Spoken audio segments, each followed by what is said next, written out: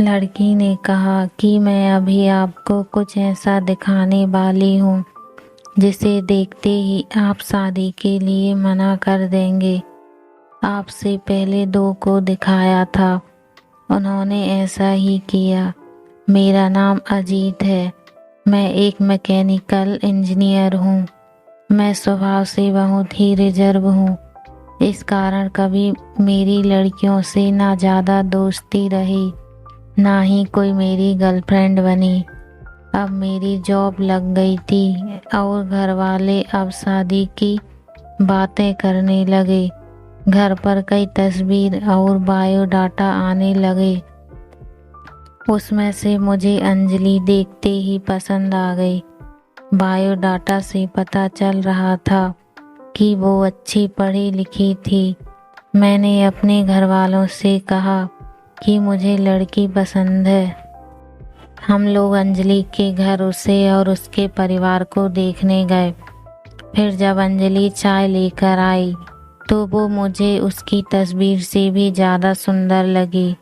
खुले बाल और हल्के नीले रंग की साड़ी में वो बहुत ही सुंदर लग रही थी।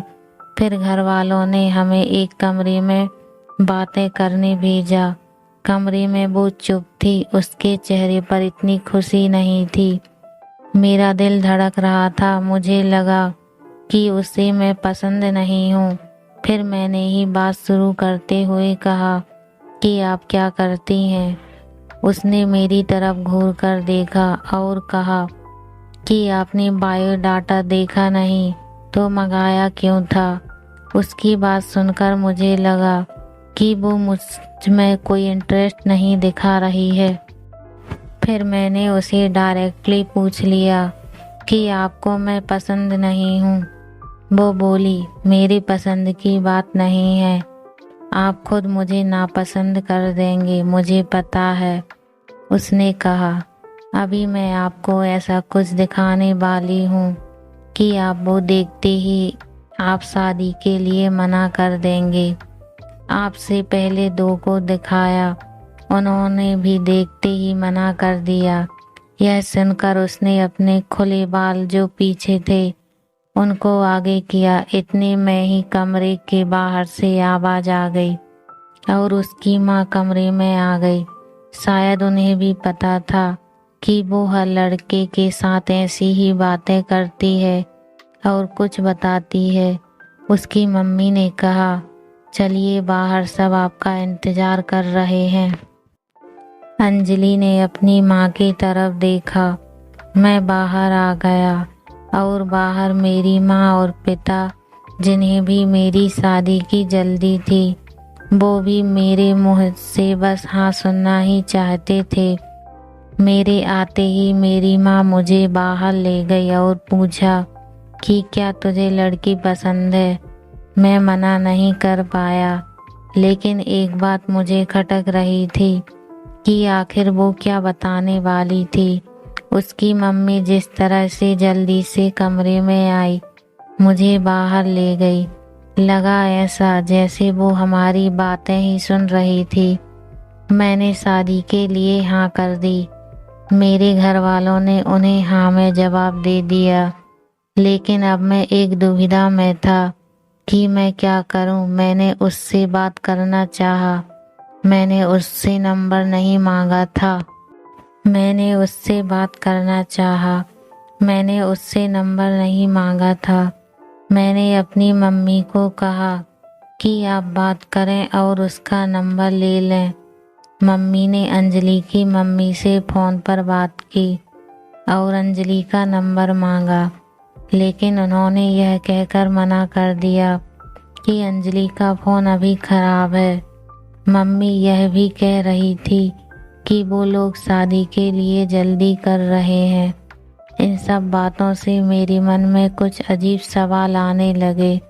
एक शाम जब मैं ऑफिस में था, तब मुझे एक अननोन नंबर से कॉल आता है। फ़ोन रिसीव किया तो अंजलि थी। वो बोली कि मम्मी ने मेरा फ़ोन ले लिया है, मैं कुछ बहाना करके अपनी फ्रेंड के रूम पर आई हूँ, उसी के नंबर से फ़ोन कर रही हूँ। क्या तुम मुझे अभी मिल सकते हो? मुझे वैसे भी उससे मिलना था। अंजलि के बताए एड्रेस पर मैं जल्दी से पहुंचा। वो उसकी फ्रेंड का रूम था। मैंने जाते ही पूछा, उस दिन की बात अधूरी रह गई थी और तुम्हारी मम्मी तुम पर नज़र क्यों रख रही है? अंजलि बोली, मैं तुम्हें कुछ दिखाना चाहती हूँ, उसके बाद तुम्हारे सारे सवालों के जवाब मिल जाएंगे। अंजलि आज भी बाल खोलकर आई थी। वो पीछे मुड़ी और अपने खुले बालों को पीठ से आगे की और किया। तब मुझे पता चला कि वो क्या दिखाना चाहती थी। उसकी गर्दन पर एक टैटू था, सुयश नाम का। अंजलि बोली कि मैं एक लड़के से प्यार करती थी और हम दोनों शादी भी करना चाहते थे। मैंने उसी के नाम का टैटू करवाया था।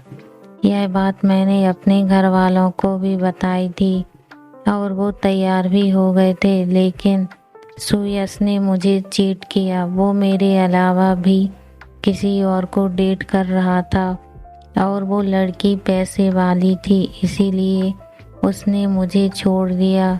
तब से मुझे शादी और लड़कों से एक नफरत सी हो गई थी।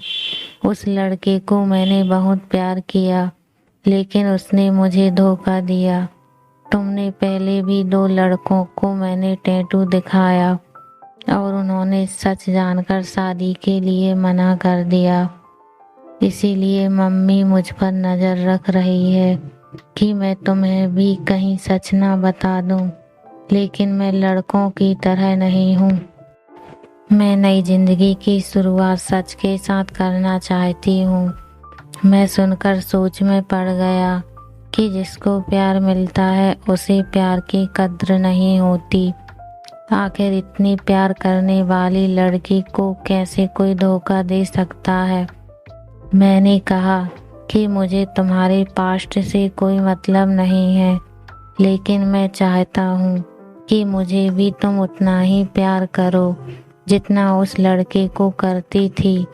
अंजलि को यह उम्मीद नहीं थी। उसे लगा था मैं भी उससे शादी के लिए मना कर दूंगा। मेरी बात सुनकर उसने इतने दिनों के दबाए आंसू बहने लगे।